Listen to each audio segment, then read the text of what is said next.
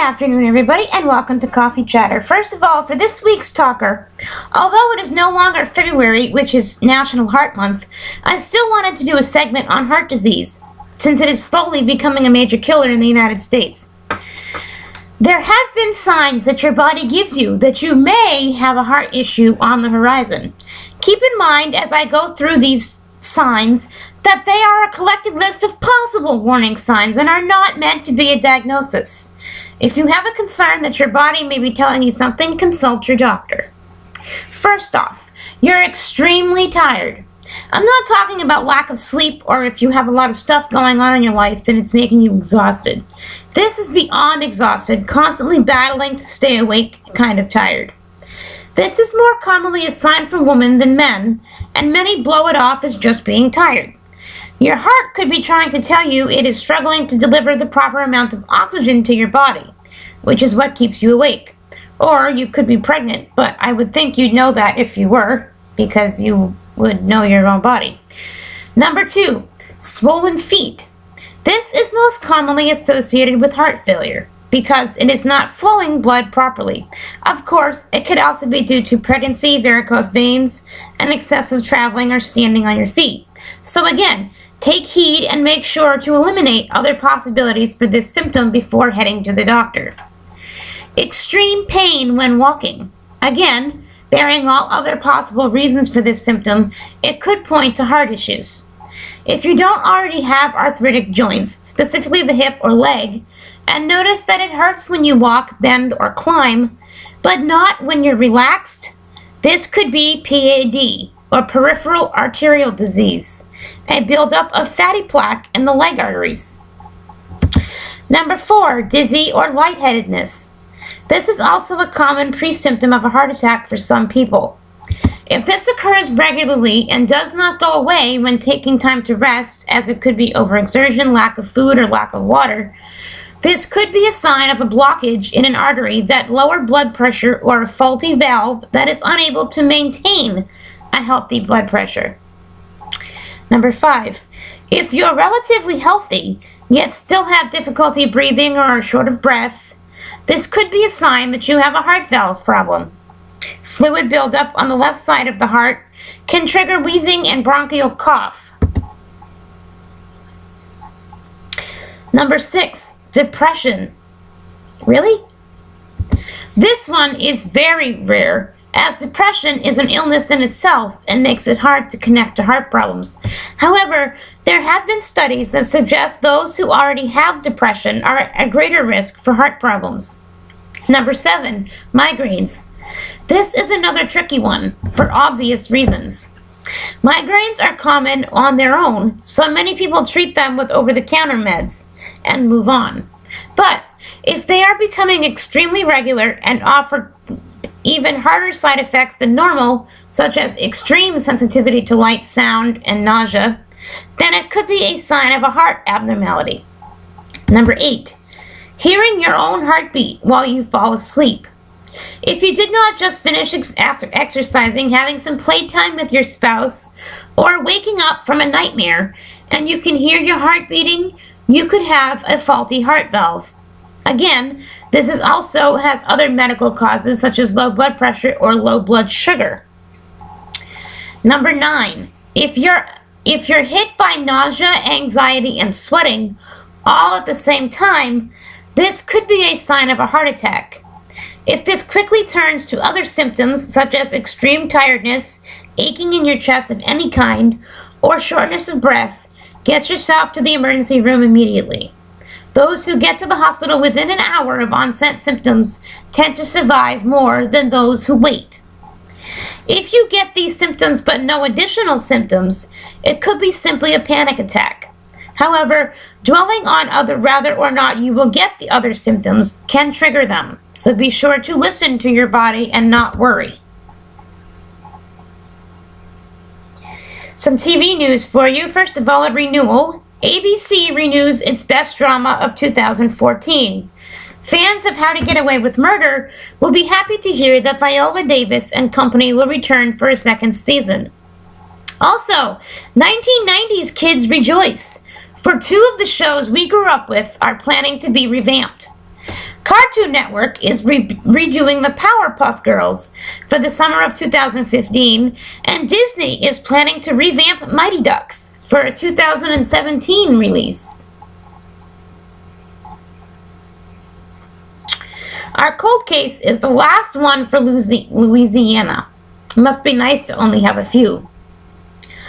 On October 3rd, 2001, at approximately 3:51 a.m., Maisel Dyer was shot and killed at 2314 South Grand Avenue while responding to his neighbor's cry for help.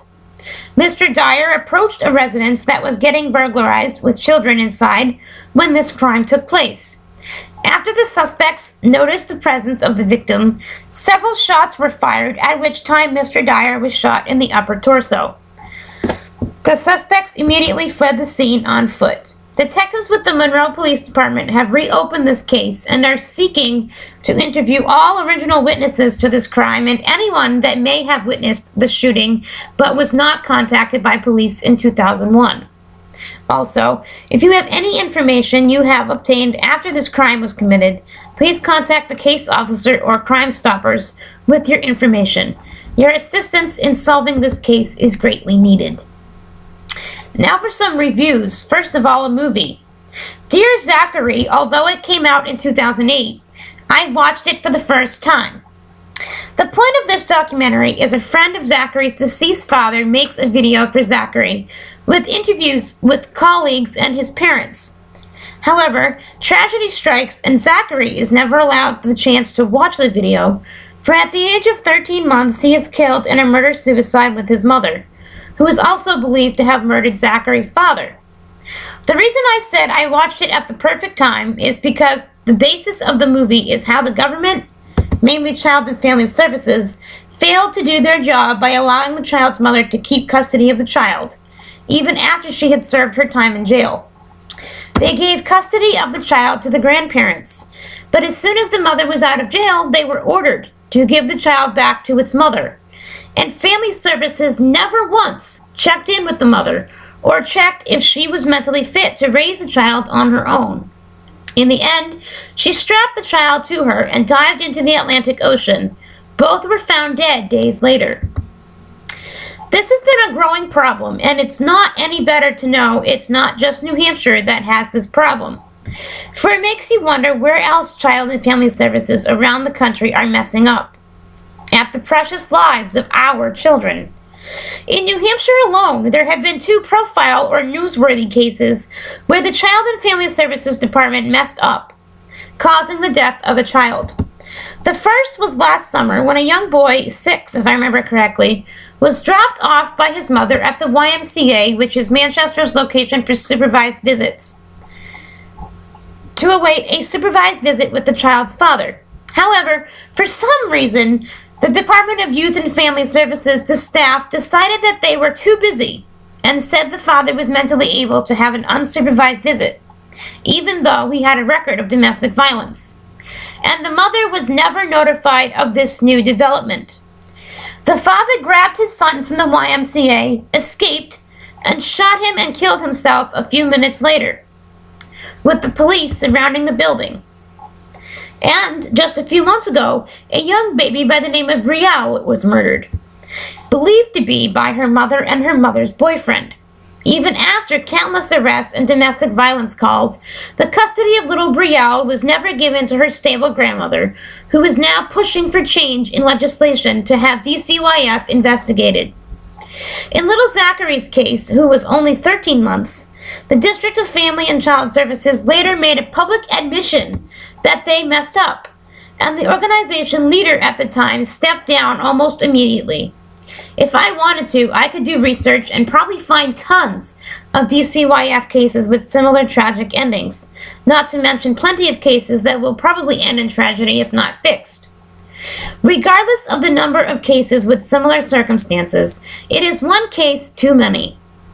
Brielle was one case too many. The young boy that was taken by his father was one life too many.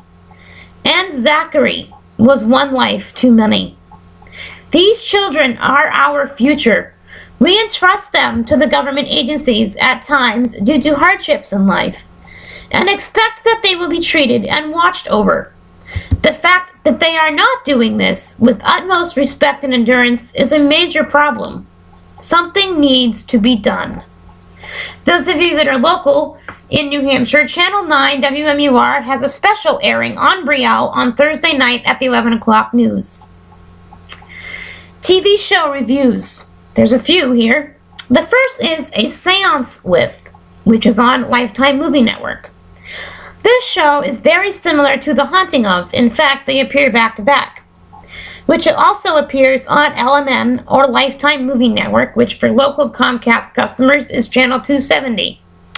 Another psychic medium, one not as well known as Kim Russo or Teresa Caputo, but if the show survives, she may be, goes and meets with celebrities at a location that only her driver knows, because she prefers to do all her meetings blind, meaning no previous knowledge of the location, and attempts to connect them with relatives that have crossed over, by using the locations as a kind of roadmap. Usually the celebrity picks up to 4 places that have a meaning for either the celebrity or a specific family member or friend that they hope to connect with. The episode I watched was with Lisa Rinna, who connected with her sister who passed at a young age. As far as I'm aware, the show will be held on Saturdays at 8 p.m. Eastern, followed by the new season of The Haunting of at 9. Another show, Outrageous Births, Tales from the Crib. It's a Discovery Health / TLC show. I have my friend and soon-to-be roommate Linda to thank for this one. When I looked it up, it came up as being on Discovery Health and Fit, which, again, in New Hampshire is Comcast 230. Fridays at 9 p.m., but I found it on TLC on Wednesday at midnight. I'm not 100% if it will always be on TLC on Wednesdays or if it was just a random, let's throw this show on as a filler sort of thing. But this is a very similar show to Rescue 911, only it involves women about to give birth. While some births are planned to be outrageous, as some people think, water birth, etc., this show focuses on the unexpected. The episode I watched involved a woman who was only 28 weeks pregnant and went into labor at her son's daycare, delivering the baby outside. A woman who went into labor at home and whose labor progressed quicker than planned, and a 52-year-old woman who offered to be a surrogate for her daughter and delivered twins. On a side note, a new show starts on Lifetime tonight at 10 p.m. called Birth in the Wild. The title is pretty easy to figure out. These are women who choose to give birth outdoors. The show was planned after watching a video on YouTube of a woman who decided to give birth on a private lake. When it was first announced, it was not very well received, as a lot of people felt it was not healthy. The show defended their plot by saying a medical team is always on standby during the birth, and the location has a hospital nearby. I'll check it out and have a full review for you next week. In Reflection Corner, our reading is from Isaiah 1, verses 10 and 16 to 20. Hear the word of the Lord, princes of Sodom. Listen to the instructions of our God, people of Gomorrah. Wash yourselves clean. Put away your misdeeds from before my eyes. Cease doing evil. Learn to do good. Make justice your aim. Redress the wronged. Hear the orphan's plea. Defend the widow. Come now, let us see things aright, says the Lord. Though your sins be like scarlet, they may become white as snow. Though they may be crimson red, they may become white as wool. If you are willing and obey, you shall eat the good things of the land. If you refuse and resist, the sword shall consume you, for the mouth of the Lord has spoken. Our psalm is Psalm 50, verses 8 and 9, 16 and 17, and 21 and 23. Not for your sacrifices do I rebuke you, nor for your holocaust set before me daily. I need no bullock from your house, no goats from your fold. But to the wicked God says, why do you recite my commandments and profess my covenant with your lips? You hate discipline. You cast my words behind you. When you do these things, should I be silent? Or do you think that I am like you? I accuse you. I lay the charge before you. Those who offer praise as a sacrifice honor me. To the obedient, I will show the salvation of God. And our gospel message today is Matthew 23, verses 1 through 12. Then Jesus spoke to the crowds and to his disciples, saying, The scribes and the Pharisees have taken their seat on the chair of Moses. Therefore, do and observe all things whatsoever they tell you, but do not follow their example. For they preach, but they do not practice. They tie up heavy burdens that are hard to carry and lay them on people's shoulders, but they will not lift a finger to move them. All their works are performed to be seen. They widen their phylacteries and lengthen their tassels. They love places of honor at banquets, seats of honor in synagogues, greetings in marketplaces, and the salutation, Rabbi. As for you, do not be called Rabbi. You have but one teacher, and you are all brothers. Call no one on earth your father. You have but one Father in heaven. Do not be called Master. You have but one Master, the Messiah. The greatest among you must be your servant. Whoever exalts himself will be humbled, but whoever humbles himself will be exalted. And today there are 3 saints, one of which is pretty well known, but we'll start off with one that's not so well known. Saint Gervinus. Gervinus was the bishop of Antioch. Gervinus was born in northeastern France during the 11th century.